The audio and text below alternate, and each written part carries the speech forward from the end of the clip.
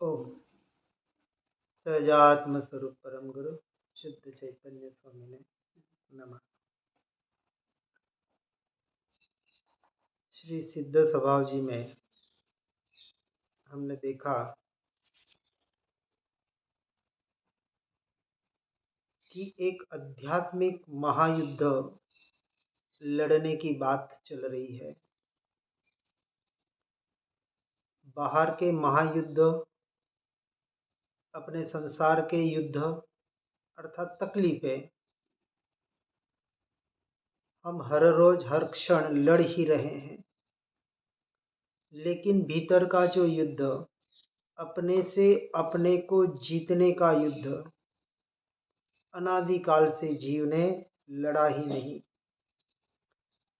स्वयं के कर्मों के साथ लड़ने की जो बात, स्वयं से स्वयं में रमणता की बात जिस भी अपेक्षा से कहें, और वह एकमात्र अपने सिद्ध स्वभाव के आधार पर ही घटित हो सकती है। अनादिकाल से यह जीव इन विषय कषाय रूपी पापों में एकत्व ममत्व करके, मैं मेरापना करके अपने आप को ठग रहा है और बेहोशी की मूर्छा की अवस्था में जी रहा है। धर्म के नाम पर भी कहीं न कहीं बाहर की क्रियाकलापों में ही उलझकर स्वयं को भूला हुआ है और ऐसे बाहर के परिणामों की वजह से, इन कषायों रूपी पापों की वजह से स्वयं का ही अपेक्षा से विच्छेद कर डाला है। अभी तक हम होश में नहीं थे, मूर्छा में ग्रस्त थे, परंतु महापुण्य के उदय से, महापुरुषों के माध्यम से हमें कल्याण के निमित्त मिल रहे हैं और यह हमारे उज्जवल भविष्य की सूचना हमको मिल रही है। फिर भी यदि इसके अनुरूप हम अपना जीवन नहीं जी पाए तो फिर कब काम होगा, इसका गहराई से चिंतन विचार करना बहुत जरूरी है। और उसके लिए आगे बता रहे हैं 8वीं गाथा में, ऐसो सिद्ध स्वभाव सर्व सहकार।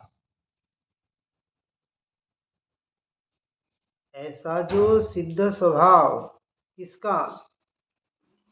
हर जीव का।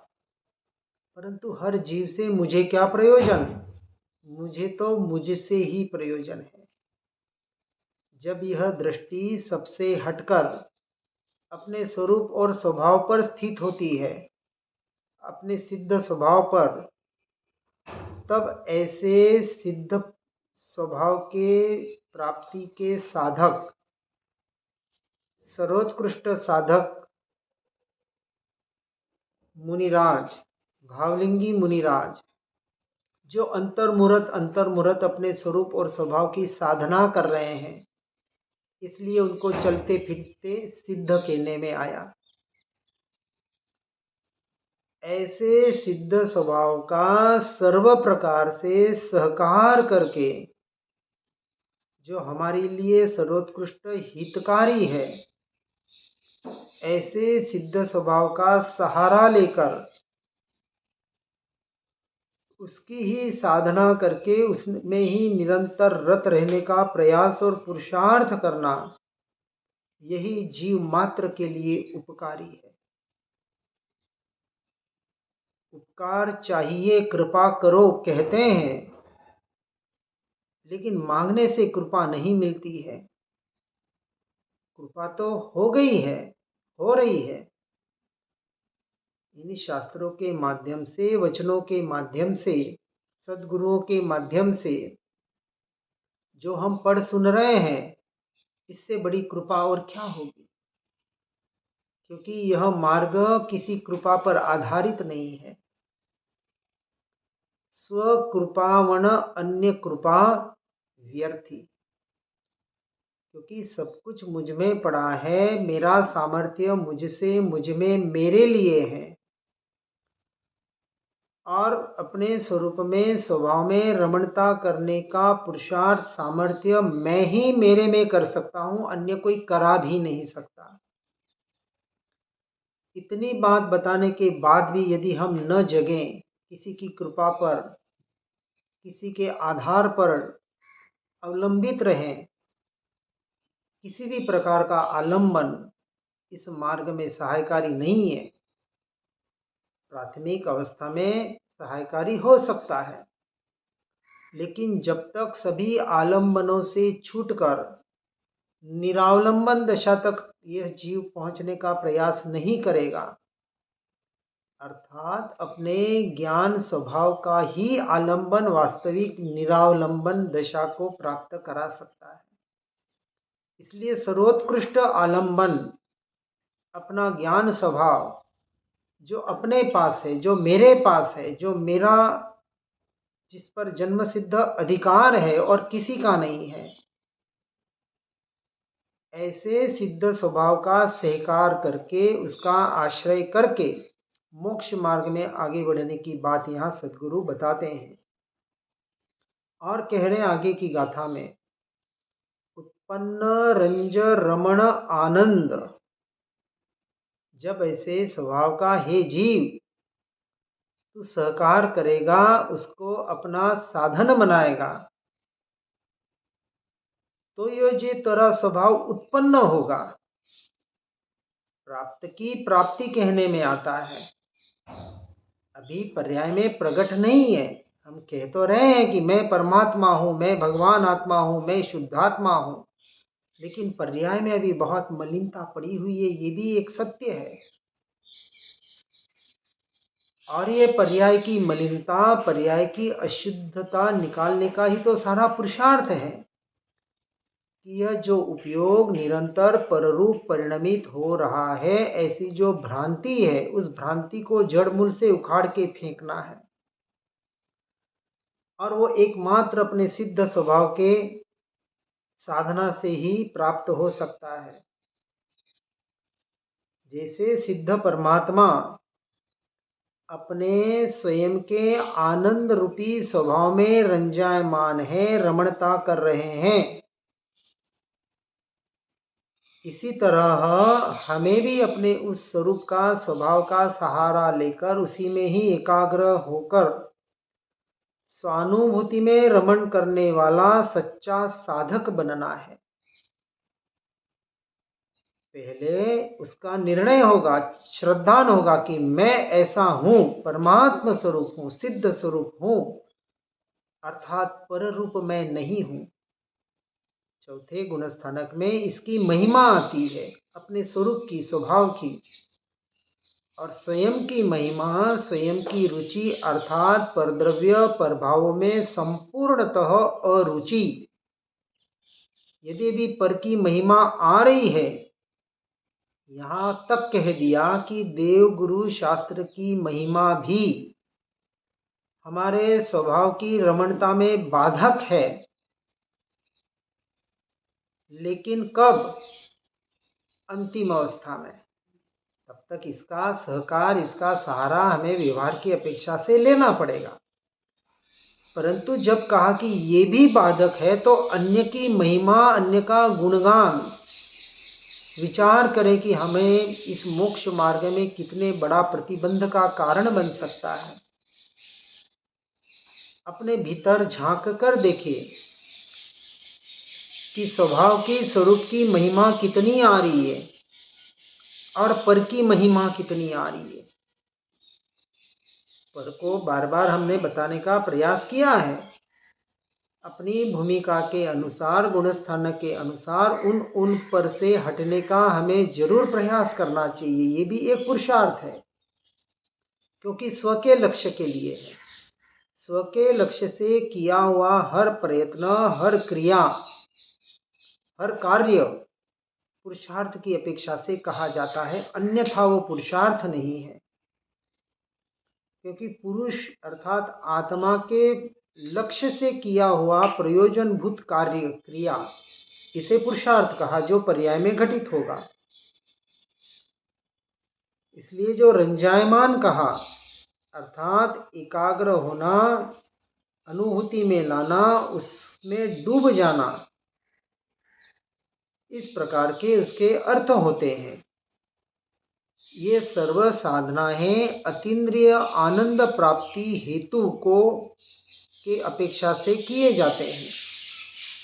और जब तक अतीन्द्रिय सुख का स्वाद नहीं मिल